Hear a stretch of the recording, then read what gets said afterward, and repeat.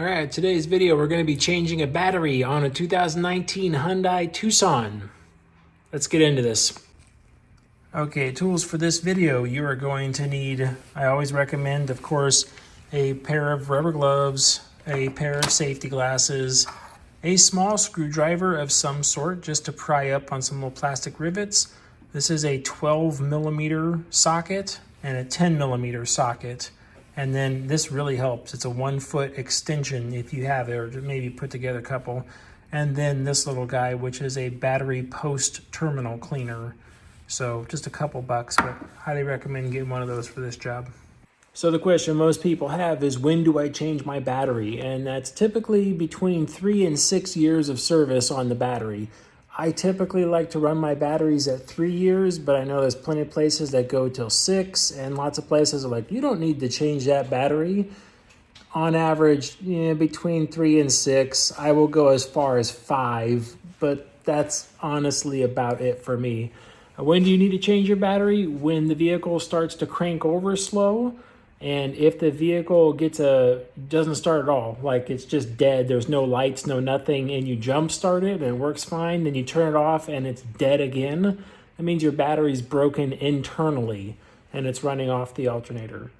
So for the Hyundai Tucsons, if you don't know, right underneath here is your engine pop right there. Now you come to the front of the engine, there's a little lever right here. You're gonna lift up on it. That guy right there, it's right in line with the symbol. So just lift up on the lever and then lift the engine hood up.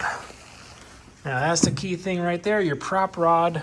You're gonna wanna put that up so it doesn't drop on you. Always make sure that guy is secure all the way in its little hole there so it holds the engine up for you. Now we're gonna come over here. Now the battery is right here. You can see here's the positive side to it, here's the negative side to it. We're always going to disconnect the negative side first. Now there's a couple of different ways to do this, but what I'm going to do is simply just loosen that nut right there, which will open that clamp, and I can lift it off.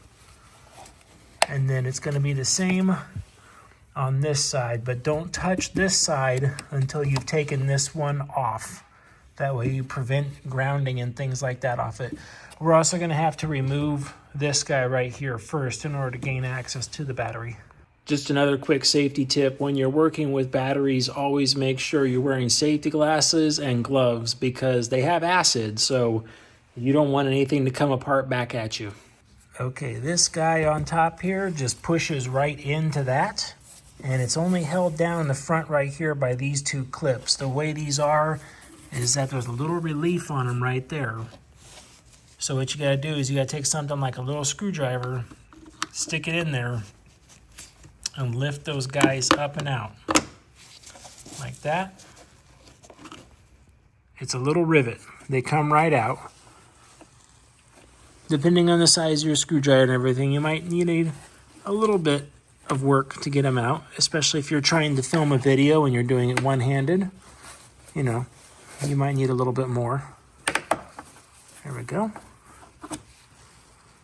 And then when they go back in, you simply just put them back in there and then push down on it and they lock in.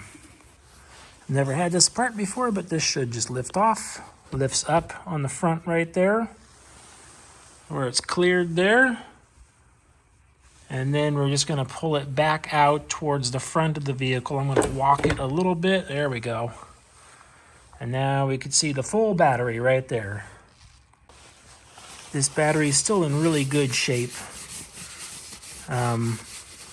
But don't be afraid to clean this stuff off a little bit before you do anything with it. So on the outside, notice there's a thermal protector, and then we're also going to have to get at that little tiny bolt down there to unbolt the thing. So we'll need to use a tool to get that off. Whether you're a professional or amateur, you're going to need a tool to take this off. So this is a 10 millimeter socket. We're going to use that to loosen the clamp up right here. I prefer 1/4 inch drive stuff when it comes to batteries, just because you don't have a lot there to mess up. Now when you take this off, this will create a little tiny spark if you look at it really carefully. So pull it off quickly and you won't have a problem. Then what I'm gonna do is I'm gonna tuck that guy back down there just to keep it out of the way. Now that the ground has been disconnected, you can now safely work on this guy, which is the positive, and you could do the same exact thing for it too. Lefty loosey, righty tighty. Okay, it's just a 10 millimeter again, same thing. And then we will lift this off. Now this one's gonna be a little bit more difficult because it doesn't really have anywhere to go with all of this in there. So the best I can hope for right now is I'm just gonna kind of loosen it and pry it up like that. And it's gonna sit there for right now. Next is that guy. Okay, the next one down there at the bottom, that is a 12 millimeter. So I have my 12 millimeter, but I'm also using a 1 foot extension. You might have to put a couple extensions to get it together. And that's just so you can get it to where you can work on it. But I guess if you had a stubby socket, you could probably fit it down there, but you're gonna want some heavier gloves because you're gonna bang your hands up down there. That won't be fun. But anyways, I'm gonna loosen up and take off this clamp in the front.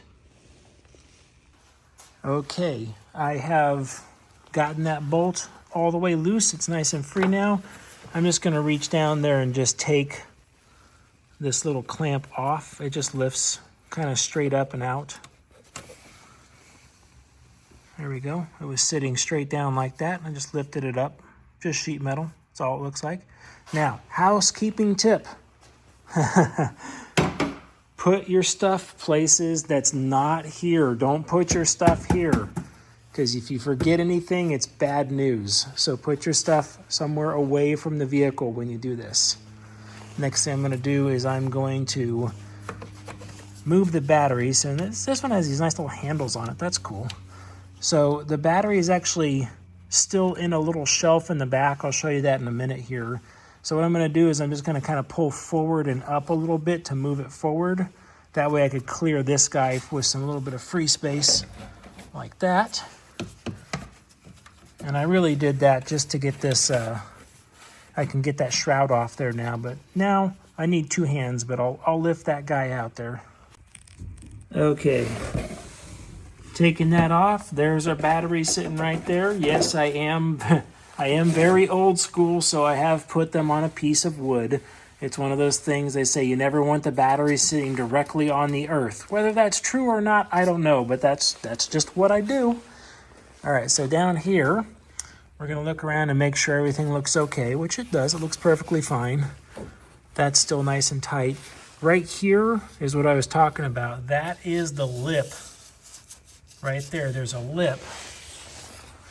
And that is what the back of the battery latches into. So that guy goes right underneath there, and that's holding it down. And then that clamp goes right on the front to hold the front down. That's what clamps your battery into the car. So let's take a look at the battery now. Okay, this is my replacement battery from AutoZone. No plug intended, it's just where I go to get stuff. Basically, it's a Duralast. It's the, the gold here. And this is a size, what is it? Oh, that's the order right there. For this particular car, this requires an H6-DLG battery, 730 cold cranking amps. So this is the one that's going to go in there. And before I do that, I'm going to clean these terminals off really good. If you're scouting this job and haven't done so already, go while you're out and pick up a battery terminal cleaner. So that's these guys. That's really simple. They sell them in all sorts of different things. This is literally $3. You literally just put it on there and twist it around a bunch. I'm gonna do this a while off camera too, but you can see how it's starting to make it nice and shiny, which is pretty much what you want for these things. And we're going to do that for a while to get that layer of oxidation off. And then we're going to make that nice and shiny. And then the other side, take the cap off, and the other side is the male brush to go ahead and clean the terminals inside the car. So now I can use this, and I'll stick that in there. I got to use two hands though. But see how the inside has a lot of it's not very shiny inside there. Well, this brush going through the inside and twisting it will make that all nice and shiny again. And I'm going to do the same thing with the positive. That way I have nice clean surfaces. If you put these together with a bunch of crap inside there, you're going to have diminished starting capacity, which you don't want.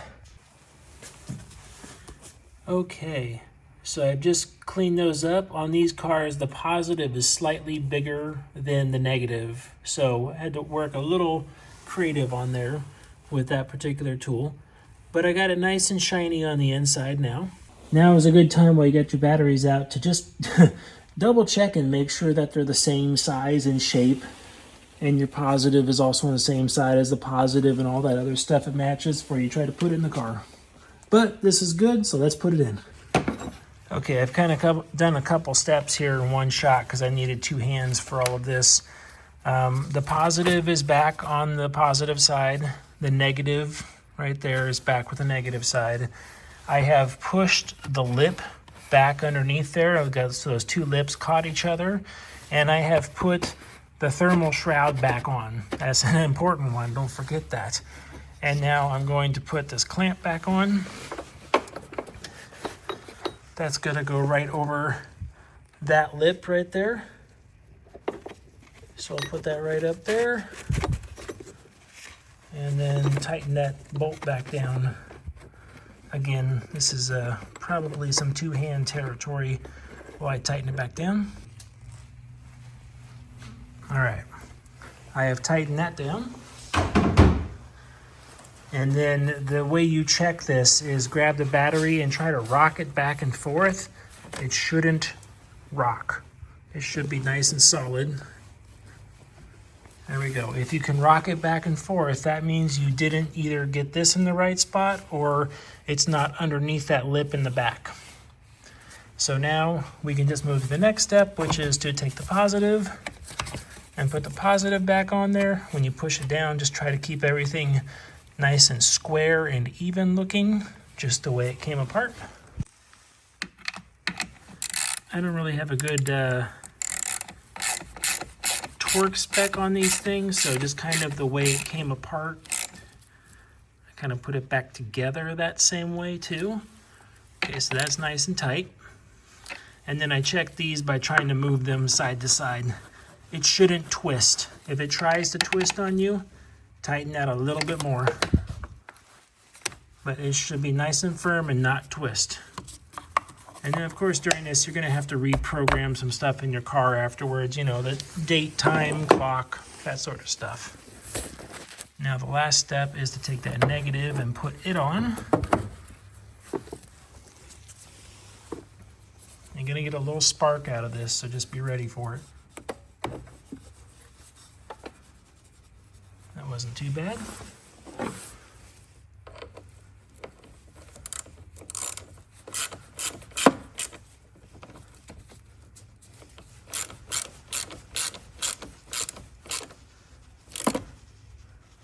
Again, get that nice and tight. And try to twist it side to side. It won't twist side to side. So we're good there. I always like to double check it again. We're good there. Time to put this piece back on here. Now we're going to see if I could do this one-handed. Okay, so here's how it goes on, like this. That's going to go right in the air cleaner opening. Just kind of push it in and walk it towards the back of the car at the same time. And just jiggle everything. They're just some rubber seals that go together. And now we're going to need those rivets, those plastic rivets there. Here they are again. All you have to do is push these inside there. Got to get them both inside at the same time.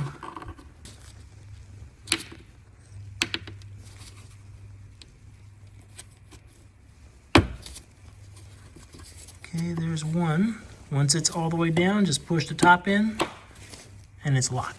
Pull it out to where it's open like that again.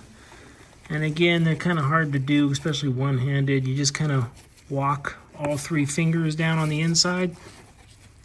That's down there, and there you go, locked again. So now this guy's back in place, We got our positive all taken care of. We got our negative all taken care of. What's the last step? Well, last couple of steps. First, we got to fire the car up. Okay, brake pedal, let's see if this works.